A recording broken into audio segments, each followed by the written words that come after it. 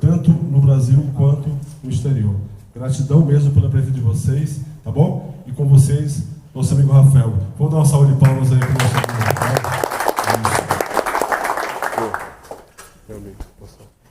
Obrigado, Arthur. Boa noite, pessoal. Obrigado pela atenção de vocês, pelo carinho. Muito obrigado, Arthur, pelo convite. Sempre um evento muito legal, muito marcante. Gosto muito de vir nos eventos da Integrar Negócio. Sempre a gente faz muitas conexões. E realmente ter essa embaixada aqui, eu acho que vai ser um ganho para todos nós. Bom, meu nome é Rafael Cisne, trabalho com investimentos, finanças há mais de 25 anos. E hoje eu faço consultoria de investimentos no mercado financeiro, para quem quer fazer investimentos de forma correta, de forma segura. Eu tenho um workshop que eu chamo de Assuma o Controle, para você assumir o controle das suas finanças, dos seus investimentos e da sua vida. E por que eu faço isso? Qual que é 30 segundos da minha história para vocês entenderem por que eu falo sobre isso. Eu comecei a minha vida profissional trabalhando em fundos de pensão, que tem uma parcela muito relevante do PIB no Brasil, e se fala muito de investimentos. Então eu fui treinado para fazer análise de investimentos, gestão de investimentos, todo tipo de investimentos que vocês imaginarem no mercado financeiro, eu fui obrigado a aprender a avaliar, a pesquisar, a fazer propostas e aprovar os investimentos dentro do plano de investimentos de fundos de pensão para curto, médio e longo prazo. Depois de um tempo, os fundos de pensão começaram a ficar muito contaminados pelo assédio governamental, e isso, a gente que trabalha na área de investimentos, a gente sabe que é uma questão bem delicada, porque você assina bilhões de reais com o seu CPF. Então, eu falo isso para dizer assim, por que eu saí do mercado e aproveito o meu conhecimento de mais de 20 anos ali trabalhando com gestão de investimentos para ajudar outras pessoas, quem quer fazer investimentos no mercado financeiro de forma correta, de forma autônoma, sem conflito de interesse. Depois que eu saí, abandonei a CLT, recebi vários convites para trabalhar, para ser sócio de corretoras, XP, BTG, inclusive aqui em Brasília, fora de Brasília, e aí eu fui fazer uma pesquisa. O que eu precisaria de vender sendo sócio dos escritórios? E eu falei assim, cara, eu faço investimentos para mim há 30 anos e as coisas mais vendáveis nas corretoras não tem na minha carteira.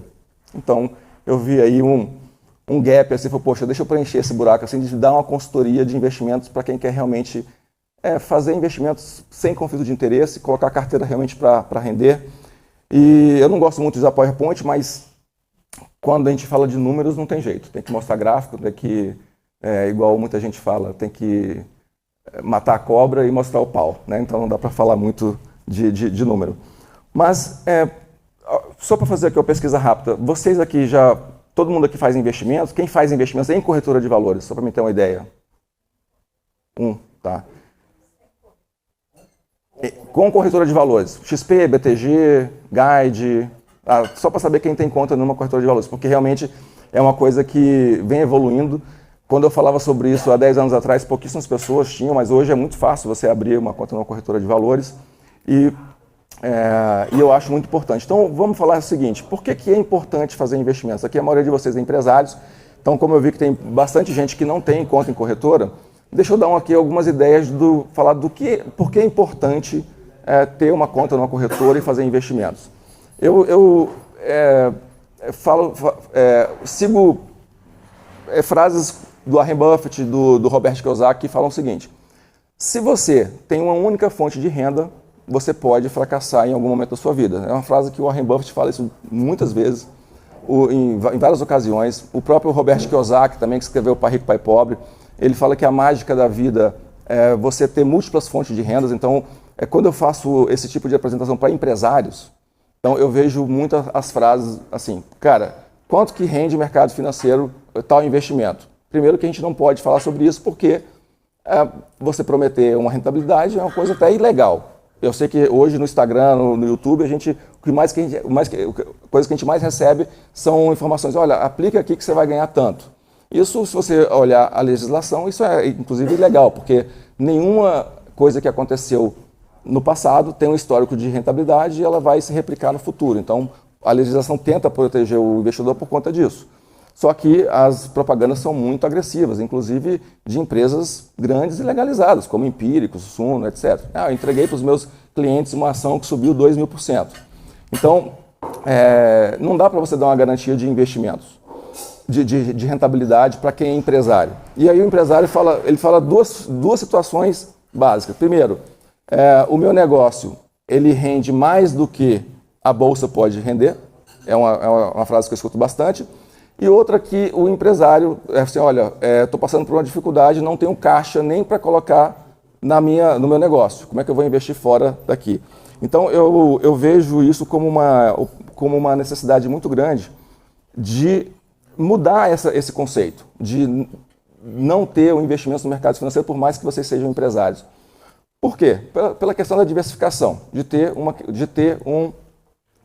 uma renda proveniente de outra coisa que não precisa de você estar ali cuidando, pesquisando e colocando o seu suor no dia a dia. Então, criar múltiplas fontes de renda.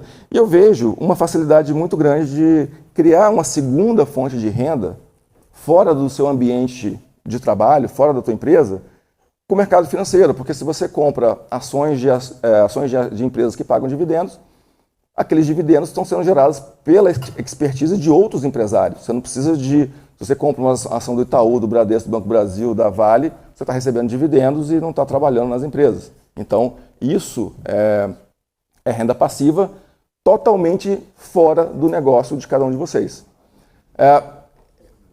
Faz sentido pensar numa fonte de renda fora do negócio, de construir essa fonte de renda fora do negócio?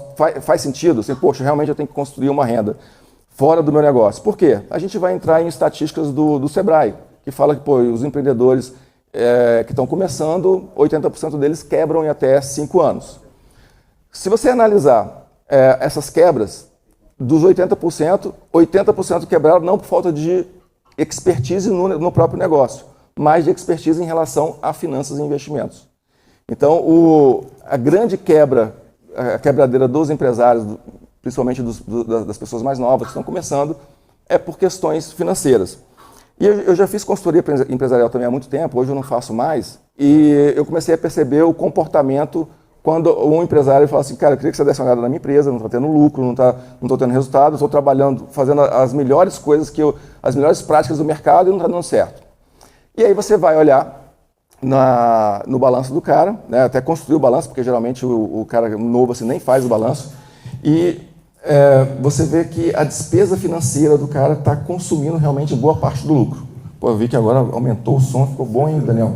Você estava, era um teste, né? Melhorou bem. Então, a gente vê claramente que a despesa financeira dos empresários é muito grande e eles não têm conhecimento disso. E aí depois, quando vai tomar conhecimento, já é tarde demais. Infelizmente, aqui em Brasília, quando eu fazia essas intervenções, a gente vê claramente que o empresário tem aquela ideia de chamar a consultoria quando já está no sufoco, já perto de quebrar. Então, ele não faz uma coisa preventiva, né? Porque com o tempo a gente consegue ver que a despesa financeira realmente está consumindo boa parte do lucro dele. E outra coisa interessante, que eu comecei a perceber o comportamento desse empresário em relação às finanças pessoais. E na minha, assim, fazendo uma consulta meio que empírica, assim, eu percebi que as finanças pessoais da maioria dos empresários que têm empresas quebradas por questões financeiras tem também muitos equívocos. A pessoa não faz a gestão dela, a gestão pessoal de finanças, como se fosse um balanço. Entrada, saída, quanto que está saindo, para onde que está saindo. Então, ninguém tem assim... Eu sei porque eu faço isso há muito tempo, já tive muitos alunos, e a maioria não faz esse controle das finanças pessoais. Aí, imagine você, se você não tem a cultura de fazer o investimento, o seu balancete na sua conta pessoal, você vai levar essa cultura para a empresa? Então, geralmente, não. Porque quando você cria o hábito de fazer um controle financeiro pessoal, você vai começar a ver resultado nisso, você vai começar a ver gargalos, e você automaticamente, sem ninguém falar, você vai levar essa cultura para a sua empresa, porque é entradas e saídas e tem que ter um positivo no final. Então, quando eu vejo assim, empresários que estão com problemas sérios nas finanças, a primeira coisa que eu pergunto é: como é que você é a gestão da sua casa? Como é que é a gestão do seu dinheiro? É bem separado a sua casa, a sua profissão e a sua empresa? Se não for, o primeiro passo é separar, deixar bem separado. Bom, eu tenho aqui a minha empresa, tenho meu Prolabore e isso vai gerar o meu salário. Desse meu salário eu vou pagar a casa, carro, as minhas despesas pessoais, escola das crianças e tal, vai me sobrar alguma coisa. E eu tenho que organizar as minhas finanças de uma forma que o meu saldo final me sobre pelo menos de 10, 15, o ideal seria 20% para fazer investimentos. Então, esses investimentos pessoais seriam, você ia constituindo isso ao longo do tempo para ser a sua segunda fonte de renda. A gente tem estatísticas também que o IBGE mostra para a gente que no Brasil a gente tem apenas 1% de aposentados no Brasil que tem a tão famosa liberdade financeira. 1%.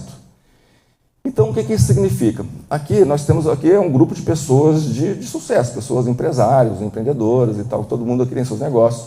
Mas falando de forma geral no Brasil, entre pessoas de sucesso como nós, vai ter pessoas que lá na frente vão fracassar financeiramente e que não vão ter a tão famosa liberdade financeira. Então, hoje, 99% das pessoas fracassam financeiramente quando chegam na aposentadoria, por mais que tenham tido bons resultados durante a vida profissional.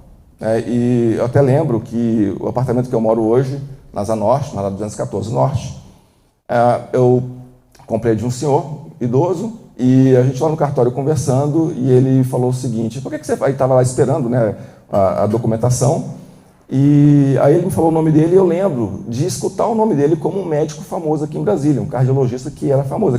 Lembra, a gente que é mais velho, né, a gente tinha aqueles caras, doutor fulano de tal, que Brasília inteira conhecia, e o nome dele é um desses caras. E a gente conversando, falou: por que você faz? Eu sou médico, cardiologista e tal, não sei o quê. Eu lembro do seu nome e tal. Inclusive, ele aí também conhecia meu tio, é Adilson Vasconcelos, que também escreve muito sobre Brasília, tá? É um cara que é bem antigo aqui.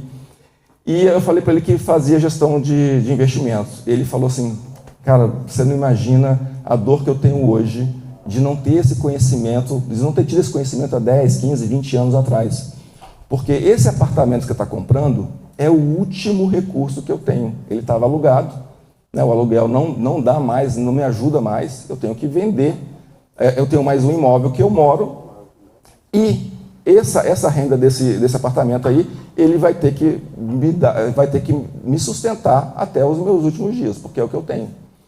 Então, veja que eu tenho alguns clientes médicos que aqui em Brasília, em Goiânia, no Rio de Janeiro, que começaram a ter esse estalo. Falaram: cara, eu tenho 55 anos de idade, hoje eu ando de Mercedes, BMW, tenho lancha, viajo para fora a hora que eu quero, mas daqui a 10, 15 anos eu não vou conseguir fazer o que eu faço hoje, fazer cirurgia, fazer um atendimento, então minha energia vai acabar e não vou conseguir mais ter o nível de renda que eu tenho hoje. E aí você vê quanto que você vai se aposentar, o valor da sua aposentadoria, não vai dar para garantir a sua qualidade de vida. Então a gente tem essa ilusão